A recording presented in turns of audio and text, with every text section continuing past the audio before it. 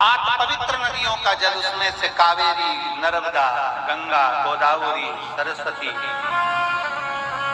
जितनी ये सप्त नदियों की पवित्रता है, मंदाकिनी, नर्मदा, गंगा आदि, यमुना, सप्त नदियों का जल एकांत,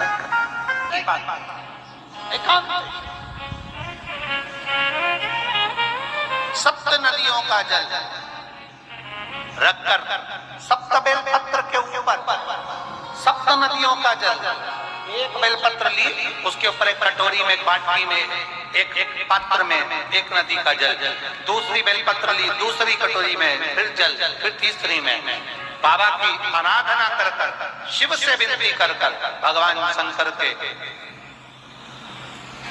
नामों का 108 नामों का जाप कर कर, श्री शिवाय नमस्तुभ्यं कर कर एक कटोरा जहां से पानी बहकर नीचे आता है वहां लगा लीजिए और एक बेलपत्री को उठाकर शिव जी के शिवलिंग पर समर्पित करिए।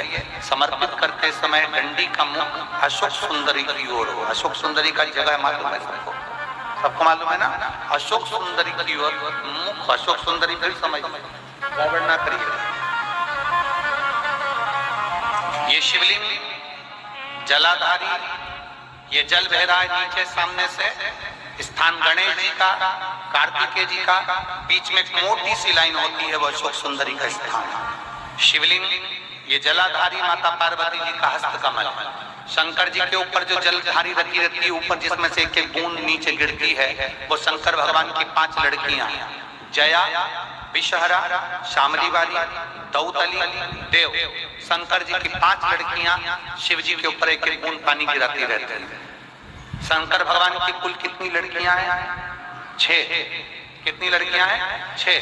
5 जया, विषहरा, शामली वाली, दौतली, देव। शंकर जी की 6ठे नंबर की लड़की अशोक सुंदर। जब हम प्रयोग करेंगे एकांतेश्वर महादेव का, ये बेलपत्र जो हमने समर्पित करी है, डंडी का मुख अशोक सुंदरी की ओर हो।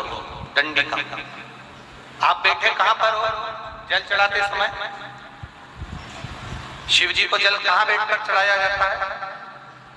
जम के बोलो जरा।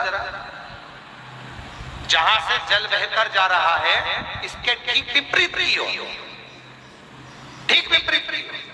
जल बहकर जा रहा है इधर, तो तुम बैठोगे इधर, इधर नहीं बैठोगे, इधर नहीं बैठोगे। जल इधर बह रहा है तो तुम इस साइड बैठोगे। यहाँ बैठकर फिर बेलपत्र को आप समर्पित करोगे। डंडी का मुख उधर होगा, पत्ती का मुख आपकी ओर होगा, और जो एक नदी का जल है वो समर्पित कर कर जो पात्र लगा है उसमें वो जल इकट्ठा होते चले जाए। दूसरी बेलपत्र उठाना है, 108 बार शिव का नाम लेना है, फिर वापस बेलपत्र श्री शिवाय नमस्तुभ्यं कर कर समर्पित करना है। डंडी का मुख अशोक सुंदरी की ओर होना।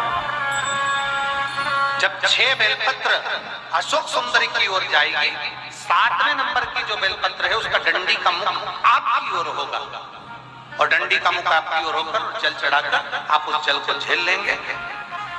जहां नंदी बैठे हैं, नंदी का जो पांव जिस जगह पर उठाओ, अगर इस पांव उठाओ तो इस ओर, ये पांव उठाओ तो इस ओर, नंदी का पांव जहां उठा रहता है वहीं पर बैठकर पति पत्नी दोनों उस जल को आचमन कर लेंगे, दोनों उस जल को पूरा पी जाएंगे और बाबा से झोली पसार कर प्रार्थना करेंगे कि हमें संतान का सुख देना, मेरा देवाधिदेव महादेव।